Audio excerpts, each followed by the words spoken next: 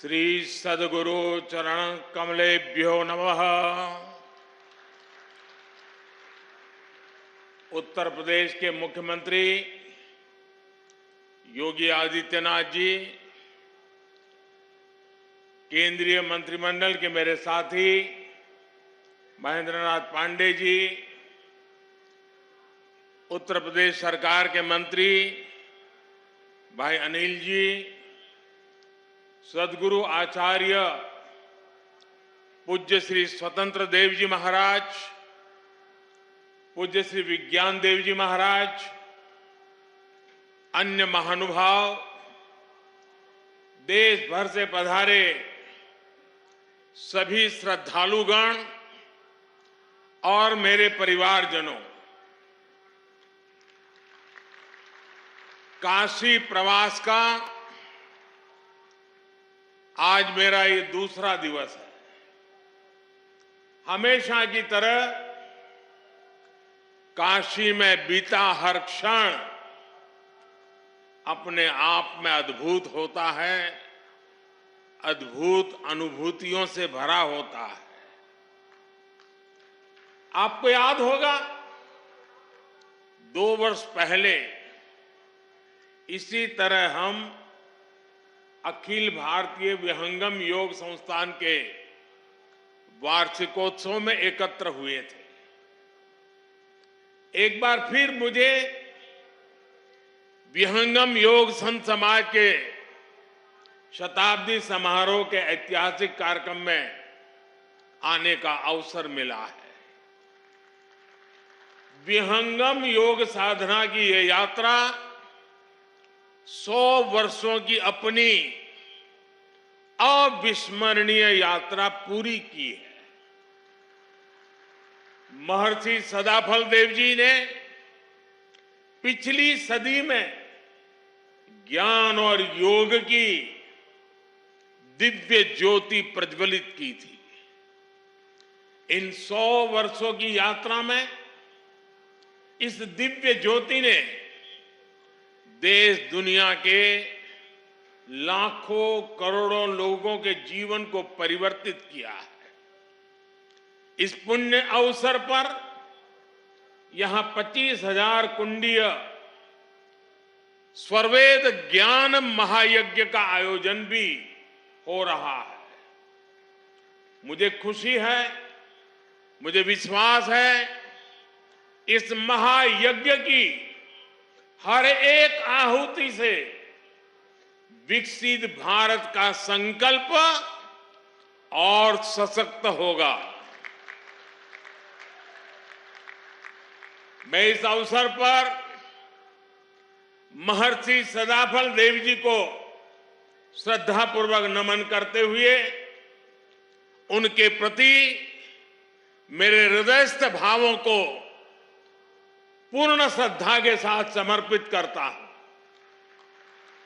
मैं उनकी गुरु परंपरा को अनवरत आगे बढ़ाने वाले सभी संतों को भी प्रणाम करता हूं। मेरे परिवारजनों, आप संतों के सानिध्य में काशी के लोगों ने मिलकर विकास और नवनिर्माण के कितने ही नए कीर्तिमान गढ़े हैं। सरकार, समाज और संतगण सब साथ मिलकर काशी के कायाकल्प के लिए कार्य कर रहे हैं। आज स्वरवेद मंदिर बनकर तैयार होना इसी ईश्वरीय प्रेरणा का उदाहरण है। ये महामंदिर महर्षि सदाफल देव जी की शिक्षाओं का, उनके उपदेशों का प्रतीक है। इस मंदिर की दिव्यता जितना आकर्षित करती है, इसकी भव्यता हमें उतना ही अचंभित भी करती है। इसलिए मंदिर का भ्रमण करते हुए मैं खुद भी मंत्र मुग्ध हो गया था। स्वरवेद मंदिर भारत के सामाजिक और आध्यात्मिक सामर्थ्य का एक आधुनिक प्रतीक है। मैं देख रहा था इसकी दीवारों पर स्वरवेद को बड़ी सुंदरता के साथ अंकित भी किया गया है। वेद, उपनिषद, रामायण, गीता और महाभारत आदि ग्रंथों के दिव्य संदेश भी इसमें चित्रों के जरिए उकेरे गए हैं। इसलिए ये मंदिर एक तरह से अध्यात्म, इतिहास और संस्कृति का जीवंत उदाहरण है। यहां हजारों साधक एक साथ विहंगम योग की साधना कर सकते हैं। इसलिए ये महामंदिर एक योग तीर्थ भी है और साथ साथ ये ज्ञान तीर्थ भी है। मैं इस अद्भुत आध्यात्मिक निर्माण के लिए स्वरवेद महामंदिर ट्रस्ट को और लाखों लाखों अनुयायियों को बधाई देता हूं। विशेष रूप से मैं पूज्य स्वामी जी स्वतंत्र देव जी और पूज्य श्री विज्ञान देव जी का विशेष रूप से अभिनंदन करता हूं, जिन्होंने इस अनुष्ठान को पूरा किया।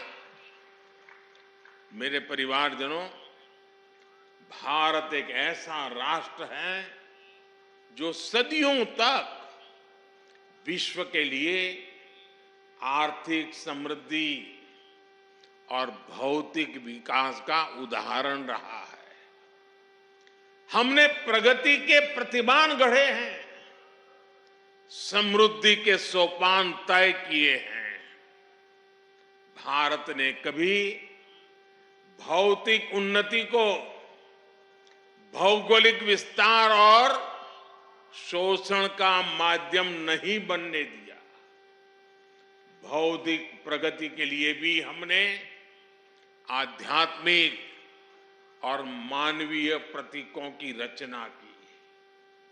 हमने काशी जैसे जीवंत सांस्कृतिक केंद्रों का आशीर्वाद लिया।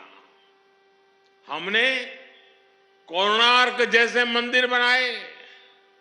हमने सारनाथ और गया में प्रेरणादायी स्तूपों का निर्माण किया। हमारे यहां नालंदा और तक्षशिला जैसे विश्वविद्यालयों की स्थापना की गई। इसलिए भारत की इन आध्यात्मिक संरचनाओं के इर्द गिर्द ही हमारी शिल्प और कला ने अकल्पनीय ऊंचाइयों को छुआ। यहां से ज्ञान और अनुसंधान के नए मार्ग खुले।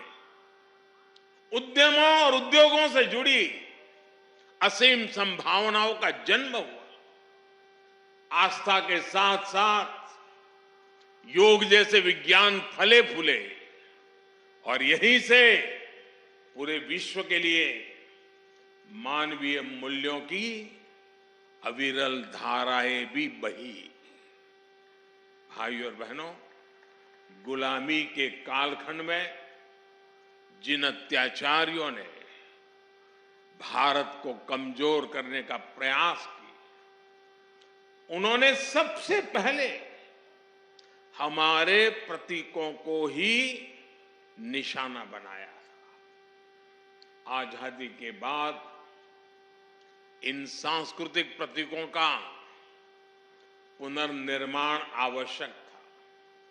अगर हम अपनी सांस्कृतिक पहचान को सम्मान देते तो देश के भीतर एकजुटता और आत्मसम्मान का भाव मजबूत होता।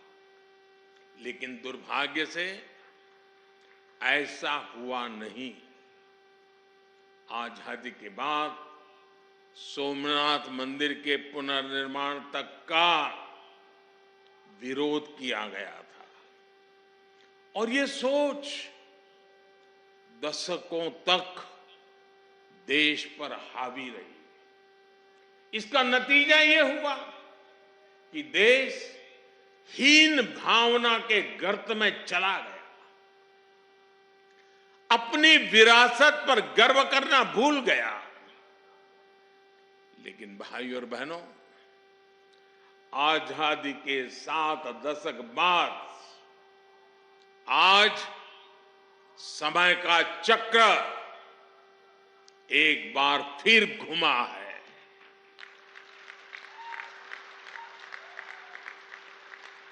देश अब लाल किले से गुलामी की मानसिकता से मुक्ति और अपनी विरासत पर गर्व की घोषणा कर रहा है।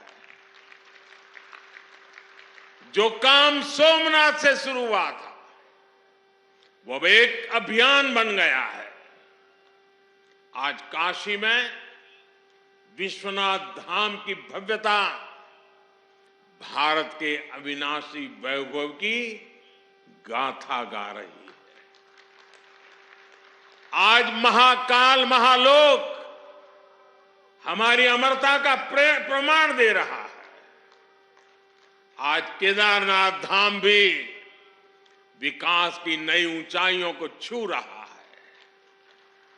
बुद्ध सर्किट का विकास करके भारत एक बार फिर दुनिया को बुद्ध की तपोभूमि पर आमंत्रित कर रहा है। देश में राम सर्किट के विकास के लिए भी तेजी से काम हो रहा है और अगले कुछ सप्ताह में अयोध्या में राम मंदिर का निर्माण भी पूरा होने जा रहा है। साथियों, हम समग्र विकास की ओर कदम तभी आवेश करता है। इसलिए आज हमारे तीर्थों का विकास भी हो रहा है और भारत आधुनिक इंफ्रास्ट्रक्चर में नए रिकॉर्ड भी बना रहा है। आज देश में विकास की रफ्तार क्या है, इसकी झलक आपको अकेला बनारस ही दिखा देता है। काशी विश्वनाथ धाम ये परिसर का निर्माण हुए पिछले सप्ताह ही 2 साल पूरे हुए हैं। इसके बाद से बनारस में रोजगार और व्यापार कारोबार एक नई तेजी पकड़ चुका है। पहले एयरपोर्ट पर पहुंचते ही चिंता होने लगती थी कि शहर तक कैसे पहुंचेंगे। टूटी सड़कें और अव्यवस्था, यही बनारस की पहचान थी। लेकिन अब बनारस का मतलब है विकास। अब बनारस का मतलब है आस्था के साथ आधुनिक सुविधाएं। अब बनारस का मतलब है स्वच्छता और बदलाव। बनारस आज विकास के अद्वितीय पथ पर अग्रसर है। वाराणसी में कनेक्टिविटी बढ़ाने के लिए पिछले लगभग 9 सालों में ऐतिहासिक कार्य हुए हैं। वाराणसी से सभी शहरों को जोड़ने वाली सड़कें या तो 4 लेन की हो गई हैं या फिर 6 लेन की बना दी गई है। पूरी तरह नई रिंग रोड भी बनाई गई है। वाराणसी में नई सड़कों का जाल बिछाया जा रहा है। पुराने के साथ ही नए क्षेत्रों को भी विकसित किया जा रहा है। बनारस में रेलवे स्टेशनों का विकास हो, बनारस से नई नई ट्रेनों की शुरुआत हो, डेडिकेटेड फ्रेट कॉरिडोर का काम हो, एयरपोर्ट पर सुविधाओं का विस्तार हो, गंगा जी पर घाटों का पुनर्निर्माण हो, गंगा में क्रूज चलाना हो। बनारस में आधुनिक अस्पतालों का निर्माण हो, नई और आधुनिक डेयरी की स्थापना हो, गंगा किनारे किसानों को प्राकृतिक खेती के लिए मदद हो। हमारी सरकार यहां के विकास में कोई कोर कसर बाकी नहीं छोड़ रही। बनारस के युवाओं के कौशल विकास के लिए यहां ट्रेनिंग संस्थान भी खोले गए। सांसद रोजगार मेले के माध्यम से भी हजारों युवाओं को रोजगार मिला है। भाइयों और बहनों, इस आधुनिक विकास का जिक्र मैं यहां इसलिए कर रहा हूं क्योंकि हमारी आध्यात्मिक यात्राओं में सबसे बड़ी परेशानी इंफ्रास्ट्रक्चर के अभाव की भी होती है। जैसे कि बनारस आने वाले यात्री शहर से बाहर बने ईश्वर मंदिर में जरूर जाना चाहेंगे, लेकिन अगर उनके लिए आज जैसी सड़कें न होती तो चाहकर भी अपनी इच्छा पूरी नहीं कर सकते थे। लेकिन अब स्वर्वेद मंदिर बनारस आने वाले श्रद्धालुओं के लिए एक प्रमुख स्थान बनकर उभरेगा। इससे आसपास के सभी गांवों में व्यवसाय और रोजगार के अवसर बनेंगे, लोगों की उन्नति के रास्ते खुलेंगे। मेरे परिवारजनों, विहंगम योग संस्थान जितने हमारे आत्मिक कल्याण के लिए समर्पित है, उतना ही समाज की सेवा के लिए भी सक्रिय रहा है। यही सदाफल देव जी जैसे महर्षि की परंपरा भी है। सदाफल देव जी योगनिष्ठ संत होने के साथ ही आजादी की लड़ाई लड़ने वाले स्वतंत्रता संग्राम सेनानी भी थे। आज आजादी के अमृतकाल में उनके संकल्पों को आगे बढ़ाना उनके हर एक अनुयायी का दायित्व है। मैं पिछली बार जब आपके बीच आया था तो मैंने देश की कुछ अपेक्षाएं भी आपके सामने रखी थी। आज एक बार फिर मैं आपके सामने 9 संकल्प रख रहा हूं, 9 आग्रह रख रहा हूं। और अभी मुझे विज्ञान देव जी ने याद भी करवाया कि मैंने पिछली बार क्या कहा था। मेरा पहला आग्रह है, पानी की बूंद बूंद बचाइए और जल संरक्षण के लिए ज्यादा से ज्यादा लोगों को जागरूक करिए। दूसरा, गांव-गांव जाकर लोगों को डिजिटल लेन देन के प्रति जागरूक करिए, ऑनलाइन पेमेंट सिखाइए। तीसरा, अपने गांव, अपने मोहल्ले, अपने शहर को स्वच्छता में नंबर 1 बनाने के लिए काम करिए। चौथा, जितना हो सके आप लोकल को, स्थानीय प्रोडक्ट को प्रमोट कीजिए, मेड इन इंडिया प्रोडक्ट्स का ही इस्तेमाल करिए। पांचवा, जितना हो सके पहले अपने देश को देखिए, अपने देश में घूमिए, और अगर दूसरे देश जाना हो तो जब तक पूरा देश नहीं देख लेते, विदेशों में जाने का मन नहीं करना चाहिए। और मैं आजकल तो ये बड़े बड़े धन्ना सेठों को भी कहता रहता हूं कि विदेशों में जाकर के शादी क्यों कर रहे हो भाई? तो मैंने कहा, मेड इन इंडिया, इंडिया में शादी करो। मैं छठी बात कहता हूं, प्राकृतिक खेती के प्रति किसानों को ज्यादा से ज्यादा जागरूक करते रहिए। मैंने ये आग्रह पिछली बार भी आपसे किया था, फिर इसे दोहरा रहा हूं। ये धरती मां को बचाने के लिए बहुत जरूरी अभियान है। मेरा 7वां आग्रह है, मिलेट्स को, श्री अन्न को अपने रोजमर्रा के खाने के जीवन में शामिल करिए।